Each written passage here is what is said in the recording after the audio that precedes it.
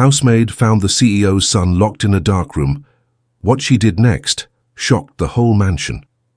The rain fell hard that evening, drumming against the vast glass walls of the Mbele mansion, a home so large it could swallow a village whole, yet filled with silence so heavy it hurt to breathe. In the servants' quarters, Amina tightened her worn shawl and whispered a prayer before starting her night shift. She had been in this house for just 2 weeks, yet every corner felt wrapped in secrets. But nothing could have prepared her for the sound that would change her life forever, a faint, muffled sob coming from behind a locked door at the far end of the hallway. It was a sound that didn't belong in a house of gold. It was the sound of a child crying in the dark. That night, Amina pressed her ear against the cold door and heard a boy's trembling voice whisper, "Please, let me out." Her breath caught. Inside that darkness was the hidden truth no one dared to speak of, the CEO's son. And what she did next would shake the entire mansion to its core. Amina had come from a small village far away, where people still believed that kindness was worth more than gold. Her mother's dying words still echoed in her heart. Never ignore a cry for help, even if the world tells you to look away. Those words had carried her here, to the capital, in search of work, and now they burned in her chest as she stood frozen by that locked door. When she first arrived, the other maids had warned her. "Don't wander upstairs," said Ruth, the head housekeeper, her eyes darting nervously. "The 3rd floor is off limits, especially the west wing." Amina had nodded obediently then, but tonight something felt different. That cry, it was raw, frightened, human. She glanced down the long marble hallway.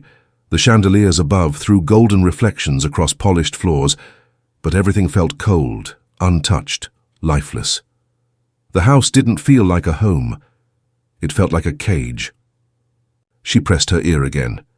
"Hello, can you hear me?" she whispered.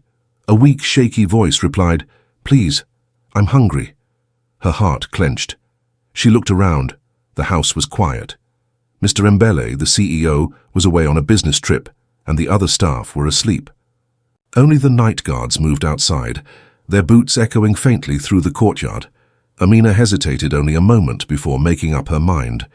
She hurried to the kitchen, grabbed a piece of bread and a bottle of water, then returned to the locked door. Her fingers trembled as she whispered through the keyhole, "I brought you something to eat. Can you reach it if I slide it under the door?" There was a pause, then the faint rustle of movement. Small fingers appeared under the gap, trembling as they took the bread. "Thank you," the boy whispered. Amina's throat tightened. "What's your name, child?" "Kian," he whispered back. "Please don't tell anyone." For the next few nights, Amina brought him food, small things she could hide from the kitchen count. Each time their whispers grew braver, softer. She learned that Kian was 7 years old, quiet, gentle, and terrified of the dark. He told her he used to have a nanny who read him stories, but she disappeared. Since then, he had been kept in the West Wing, away from everyone. "Why are you locked in here, Kian?" she once asked, unable to hide the pain in her voice. He hesitated. "Daddy says I hurt people, but I didn't mean to." Amina's heart sank. The innocence in his voice made her eyes sting with tears. She wanted to open the door, hold him, tell him everything would be okay, but she didn't have the key. Still, she promised herself she would find a way. The next morning, during breakfast duty, Amina watched Mrs. Mbele sweep into the dining hall. She was beautiful in an icy way. Diamonds on her wrist, no warmth in her eyes. She never smiled, not even at her husband's photo framed on the wall. When the maids lined up to serve her tea, Amina gathered the courage to speak. "Madame, may I ask?" But Ruth elbowed her sharply. "Don't talk unless spoken to," she hissed. Mrs. Mbele looked up, her cold gaze cutting through Amina. "Is there a problem?" Amina lowered her head. "No, ma'am." As the mistress left, Ruth whispered, "Never mention the boy. Ever." "That's the rule if you want to keep your job." Amina froze. They know everyone knew, but no one dared to act. That night, when she returned to the West Wing, Kian didn't answer her call. The silence was heavier than before. She pressed her ear to the door. Nothing. Panic filled her chest. "Kian, she whispered again. Still nothing, and then, faintly, a thud, followed by a whimper. Amina's eyes widened. Without thinking, she ran down the hall, searching every shelf and corner for a spare key. The guards might hear her. The other maids might report her. But none of it mattered. The thought of that child alone in the dark was unbearable. She finally found an old keyring on the butler's desk and sprinted back. Her hands shook as she tried each key in the lock, one after another, until finally there was a click. The door creaked open. The air inside was thick and stale, the only light a faint crack from the hallway. And in the corner, curled up on the floor, was Kian, pale, trembling, eyes swollen from crying. Amina gasped, kneeling beside him. "Oh, my dear child." He looked up, startled by her face in the light. "You came back," he whispered, his lips trembling. She nodded, holding him gently. "You're safe now, I promise." But in that moment, she heard footsteps, loud, heavy, approaching fast. Someone had seen her, and before she could close the door, a deep voice thundered down the hallway. "What are you doing in that room?" The butler stood there, his face pale with fury. Amina froze, shielding the boy instinctively behind her. She didn't know it yet, but that single act of defiance, that one decision to open the door, would change the fate of everyone in the mansion forever. The butler's eyes burned with disbelief as he stared at Amina, who stood trembling in front of the open door. The faint glow from the hallway light fell across her face, revealing both fear and resolve. Behind her, little Kian clung to her skirt, too weak to speak. "Step away from the boy," the butler barked, his voice echoing through the empty corridor. Amina shook her head slightly, her heart pounding. "He's sick and terrified. He hasn't eaten properly in days." "Why is he—" "Enough!" he snapped. "You have no right to question this family's affairs." Amina swallowed hard, forcing courage into her trembling voice. "No right? He's a child. He's your employer's son. He needs help." The butler's expression faltered for a brief moment, a flash of guilt quickly buried under anger. "You don't understand," he said quietly. "There are reasons you cannot imagine." But before she could respond, he grabbed her arm roughly, pulling her away from the door. Kian whimpered, reaching out for her. "Don't take her away, please." "Stay quiet, young master," the butler said sharply, though his voice cracked. "You'll only make things worse." The commotion drew attention. Within minutes, the head maid Ruth appeared, followed by 2 guards. They surrounded Amina like wolves circling prey. "What's going on here?" Ruth demanded, her tone shaking. "She opened the west wing door," the butler replied coldly. "She's seen the boy." Ruth's face went white. "Oh, no, no, no, no." "You shouldn't have done that, Amina." Amina looked around at their fearful faces. "Why are you all acting like he's a curse? He's just a little boy." But Ruth didn't answer. She only whispered, "You've ruined everything." Moments later, Mrs. Mbele appeared at the top of the stairs, her silk robe flowing like a shadow. "What's the meaning of this noise?" The butler lowered his head. "Madame, the new maid." She entered the forbidden room. For a heartbeat, silence gripped the air. Then slowly Mrs. Mbele descended the staircase, her expression unreadable. "So you've met my son," she said softly, each word like ice. Amina stood her ground. "Yes, ma'am. He was crying in there, alone. Please, he needs—" "Enough!" Mrs. Mbele's voice cut through her words. "That child does not leave that room, ever. Is that understood?" Amina's heart broke. "Why? What has he done to deserve that?" Mrs. Mbele stepped closer, her eyes filled with a bitterness that seemed years old. "You want to save him? Then tell me, would you still do so if you knew he killed his nanny?" A gasp escaped from Ruth. The guards froze. Even the butler lowered his head. Amina blinked, stunned. That's not true." Mrs. Mbele's voice trembled. "She was found at the bottom of the staircase. My husband said it was an accident, but I saw the toy train in her hand. His toy train. He pushed her out of anger." Kian's small voice broke from behind the door. I didn't mean to hurt her." Tears welled in Amina's eyes. The pain in the boy's voice didn't sound like guilt. It sounded like a wound that never healed. Mrs. Mbele turned sharply toward Ruth. "Pack this girl's things. She leaves tonight." "No, please," Amina pleaded. "Let me just care for him until Mr. Mbele returns. He needs kindness, not darkness." The mistress's jaw tightened. You think kindness can fix evil? He's not evil, Amina said softly, voice trembling. He's just broken. And you're breaking him more every day?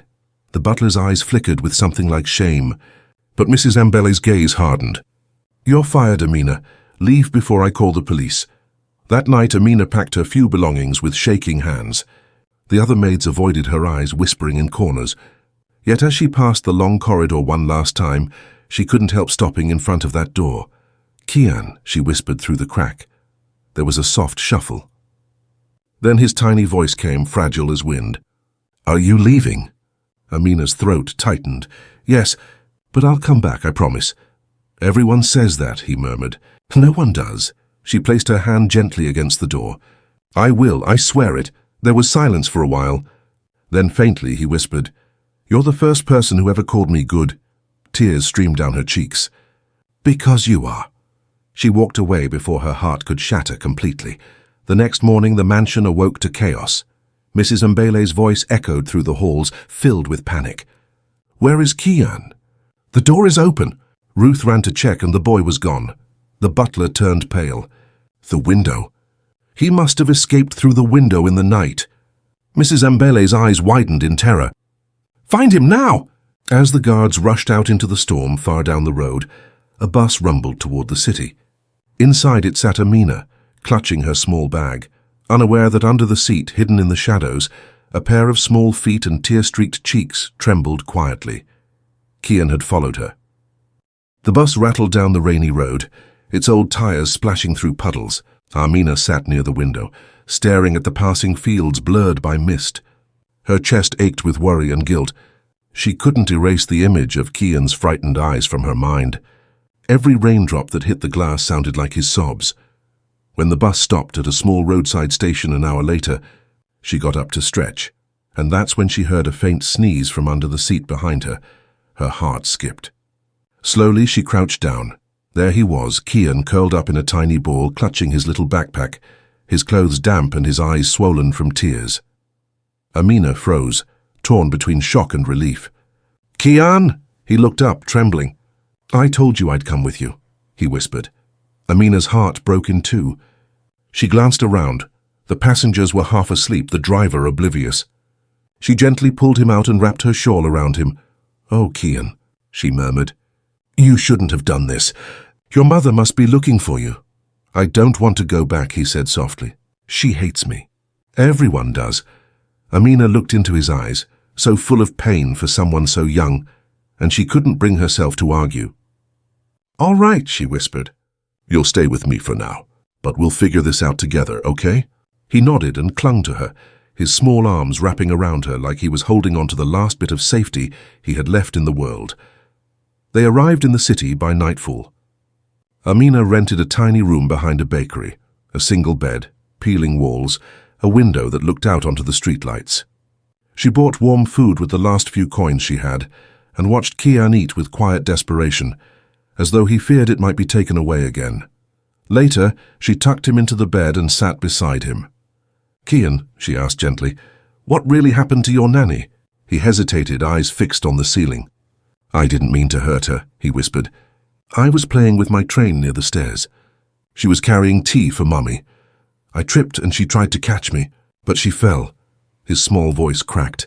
I screamed for help, but Daddy said not to tell anyone. He said Mummy wouldn't understand.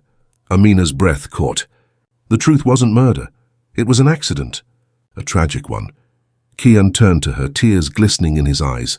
Mummy stopped talking to me after that. Daddy said she needed time, but then she told them to lock me away. I didn't know why.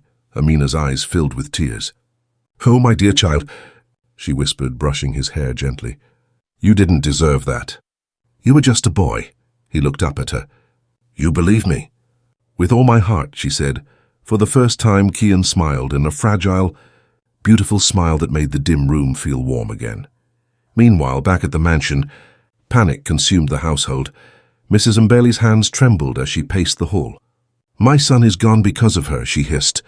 That maid kidnapped him. The butler shook his head. Madam, I don't think she would... She opened that door. Mrs. Mbele shouted. She corrupted him with lies. Find her and bring them both back. Her voice broke at the end, and for the first time the butler saw something beneath her fury: fear. Because deep down, Mrs. Mbele wasn't just angry that her son was gone. She was terrified of what she had done. Days passed in the city. Amina tried to keep Kian safe, hiding him whenever neighbors came by. They shared bread in the mornings, laughter in the evenings. He started drawing again, colorful pictures of sunshine, trees, and a smiling woman with a shawl. "That's you," he said one night, grinning shyly. "You look happy here." Amina's heart melted. "I am happy here, Kian, because you're smiling again." But peace never lasts long for those who are running. One morning, while Amina was buying groceries at the market, a familiar black car parked near the bakery. Two men in suits stepped out, showing photos to vendors. The butler stood beside them. His eyes scanned the crowd and froze when he saw Amina in the distance holding a loaf of bread. She froze too, their gazes locking. He approached slowly. "Amina," he said softly, "please, don't run." Her pulse raced. "If you're here to take him back to that prison, I can't let you." The butler sighed deeply. "You don't understand. Madam is not herself. The boy needs help, yes, but so does she. Please come back. Mr. Mbele has returned from his trip. He deserves to know." She hesitated, torn between fear and hope. Then, from the bakery window, Kian appeared, and the moment he saw the butler, his face went pale with terror. He ran outside, clinging to Amina's waist. "Don't let them take me," he cried. The butler's eyes softened. "Master Kian, please. I've watched you grow since you were a baby. No one wants to hurt you. Just come home." But Kian's panic only grew. "You're lying. You'll lock me up again." People had started watching. The baker stepped out. The street vendor paused mid-sale. Amina realized they couldn't cause a scene. "Please," she said quietly, "give us one day, just one. Let me talk to Mr. Mbele myself. If after that he says we must return, we will." The butler hesitated, his gaze shifting between them. He saw the boy's trembling lips, Amina's tearful eyes, and something inside him cracked. He finally nodded. "One day, but be careful. The mistress, she's not stable right now." That night, Amina and Kian sat by the small window watching the rain return. "Are we going home?" he asked softly. She sighed. "Maybe, but this time we'll make sure it becomes a home again." Kian leaned his head on her shoulder. "Do you think Mommy will ever love me again?" Amina wrapped her arm around him gently. "Sometimes love gets buried under pain, but it never truly disappears." He nodded sleepily. "You sound like my nanny used to." Amina's eyes filled with tears. "Maybe she's still watching over you," she whispered. But deep in her heart, she knew something heavy awaited them at that mansion, something darker than they imagined. Because back at the Mbele estate, Mrs. Mbele stood in the boy's empty room, holding a dusty photo of her son and the nanny, both smiling in the garden. Her tears fell silently on the frame. "I'm sorry," she whispered to the darkness. "I just couldn't bear to lose you." 2. The next morning dawned pale and heavy with mist. The city seemed quieter than usual, as if holding its breath. Amina packed Kian's few belongings, a sketchbook, his toy train, and a tiny sweater that was too small but dear to him. She looked at the boy's anxious eyes and tried to smile. "We're going back, Kian, but this time I'll be with you every step of the way." Kian nodded silently, clutching her hand. His small fingers trembled, and Amina could feel the weight of all the fear he carried, fear that no child should ever know. They boarded a taxi bound for the Mbele mansion. The road seemed endless. Rain clouds gathered above, and thunder rolled far away like the echo of the past coming closer. When the black gates of the mansion finally appeared, Amina felt her chest tighten. The house stood tall and beautiful, but behind those walls, she knew, were memories that haunted everyone inside. The butler was waiting by the gate. He looked relieved but wary. "You came back," he said quietly.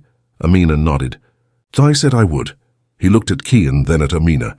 "Mr. Mbele returned last night. He's in his study. Madam hasn't left her room since the boy disappeared." Kian's face paled. Amina knelt beside him. "It's going to be all right. I promise." They entered the mansion together. Every step echoed through the grand hallway. The paintings of ancestors seemed to watch them, judging, whispering. When they reached the study, the butler knocked softly. "Sir, they're here." The door opened slowly, and there stood Mr. Mbele, tall, stern, his presence commanding yet visibly worn. He looked between Amina and the boy for a long moment, disbelief flickering across his features. "Kian," he whispered, stepping forward. Kian froze, unsure whether to run or embrace him. "Daddy?" Mr. Mbele knelt down, tears glimmering in his eyes. "My boy." He gathered him into his arms. Kian's small hands clutched his father's shirt, as if afraid he would vanish again. Amina turned away, the sight too tender and painful all at once, but the reunion didn't last long. Mrs. Mbele appeared at the door. Her eyes were red, her face pale. When she saw Kian, she gasped as though seeing a ghost. "Kian," she whispered, stepping forward. The boy tensed instantly and hid behind Amina. "Don't lock me up again," he said in a trembling voice. Mrs. Mbele froze, tears filling her eyes. "Oh, my baby." "Enough," Mr. Mbele said gently but firmly. "This ends today." He turned to Amina. "Tell me everything." And so she did. Every moment, the cries in the dark, the food under the door, the night she opened it, the truth Kian confessed. When she finished, the room was silent except for the sound of rain tapping the window. Mr. Mbele leaned back, eyes closed, face full of sorrow. "I told you, Evelyn," he said to his wife. "It was an accident." She shook her head violently. "You didn't see her body. You didn't see the blood." "She fell," he said softly, trying to save him. "It was no one's fault." Evelyn's shoulders trembled. "But after she died, I couldn't even look at him. Every time I saw his face, I saw her." Her voice cracked. "The woman who took care of him more than I ever did." Amina's heart ached. The truth wasn't hatred. It was grief, twisted and misplaced. Kian stepped forward, his small voice breaking the silence. "Mommy, I'm sorry. I didn't mean to hurt anyone. I just wanted to play." Mrs. Mbele broke. She fell to her knees, sobbing. "I know, my love. I know." She opened her arms, hesitating, as if afraid he wouldn't come, but he did. Slowly, trembling, he stepped into her embrace. The moment their arms met, years of pain melted into tears. Mother and son held each other and cried, deeply, uncontrollably. Amina felt her own tears spill as Mr. Mbele covered his face, shoulders shaking silently. For the first time in years, the mansion felt alive again, not from wealth or beauty, but from the sound of forgiveness echoing through its halls. Later that evening, Amina sat alone in the garden, watching the sky clear after the storm. The air smelled of wet grass and renewal. She didn't notice Mrs. Mbele approach until a soft voice spoke. "You saved my son." Amina stood quickly. "No, ma'am. I just listened when no one else would." Evelyn smiled faintly, though her eyes were still swollen from tears. "You gave him what I couldn't, hope. I was so blinded by pain I forgot how to be a mother." She reached into her robe pocket and held out an envelope.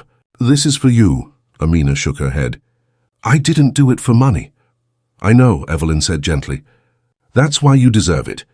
But more than that," she looked up at the stars. "Please don't leave us. Kian needs you." "And maybe I do too," Amina hesitated. "Are you sure?" Evelyn nodded. "Stay, not as a maid. As his caretaker, his teacher, his friend, someone who reminds him of the goodness in this world." Amina's eyes filled with tears. "Thank you, ma'am." From the balcony above, Kian waved excitedly. "Amina, come see what Daddy bought me." Amina smiled through her tears. "I'm coming, sweetheart." That night, long after everyone went to bed, Mr. Mbele stood by the window of his study, watching the rain-drenched garden glimmer in the moonlight. Evelyn joined him, slipping her hand into his. "You think we can fix this?" she asked softly. He looked at her and nodded. "With time, and with her help." She rested her head against his shoulder. "Maybe it took a stranger to remind us how to love again."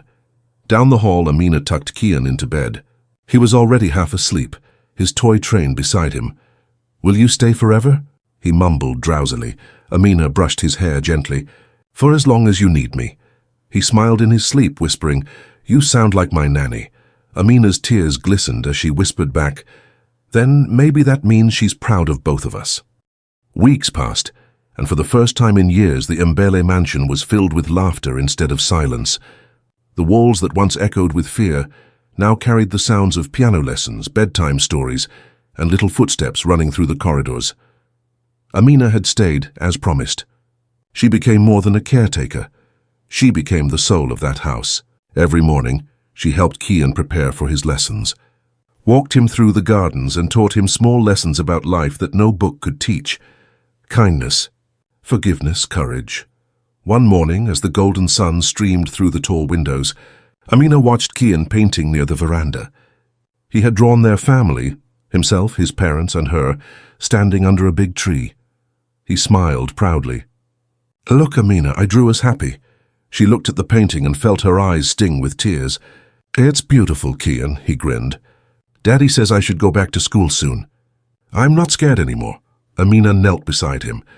"That's because you've found your light again." He looked at her curiously.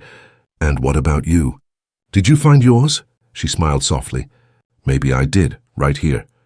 That afternoon, Mr. and Mrs. Mbele invited her to the garden for tea. It was strange how different they looked now. Lighter, humbler, as if years of grief had finally loosened their hold. "Amina," Mr. Mbele began, his voice calm, "we owe you everything." "You reunited a broken family." She shook her head modestly. "I just did what anyone with a heart should do, sir." Evelyn reached across the table, her eyes gentle. "No. You did what we should have done long ago. You listened." A silence of gratitude settled between them. The kind of silence that says more than words ever could. Amina smiled faintly, her gaze wandering to where Kian played with a kite in the yard. The wind carried his laughter, pure, free, alive. That sound was her reward.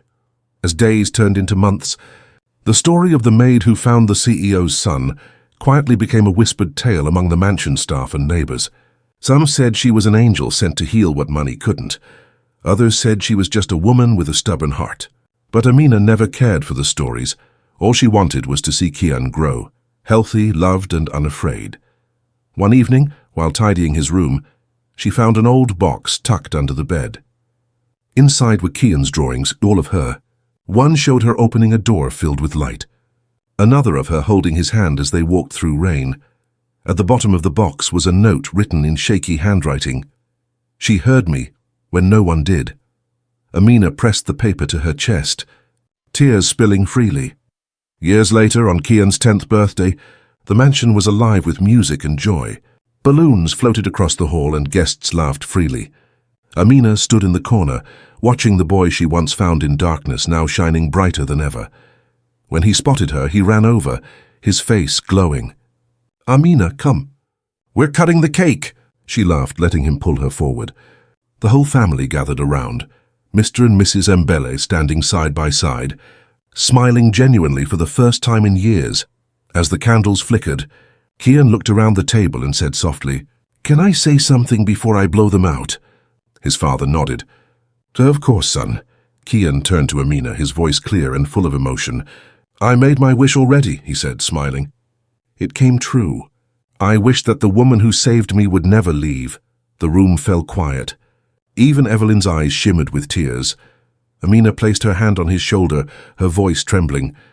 "Oh, Kian, I never will." He blew out the candles and cheers filled the room. But for Amina, the only thing she saw was light. The kind of light that comes from healing, forgiveness and love. Later that night, after everyone had gone to bed, Evelyn found Amina standing on the balcony, looking out at the moonlit garden.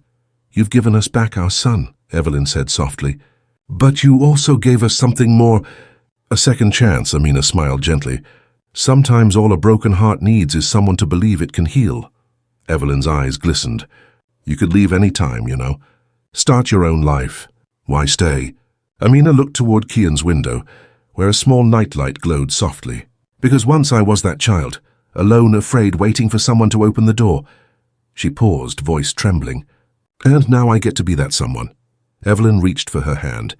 "Then you're not just part of this home, Amina. You are this home." As dawn broke, the first rays of sunlight spilled over the mansion's walls. No longer cold stone, but warm, welcoming, Amina walked through the garden, her heart full. The birds sang, the trees swayed, and somewhere behind her Kian's laughter rang through the air. The darkness that once haunted that house had lifted, and all it took was one brave woman who refused to ignore a child's cry for help. Sometimes the smallest act of kindness, the choice to listen when others turn away, can unlock doors that heal not just one heart, but an entire family. Compassion is the light that no darkness can silence.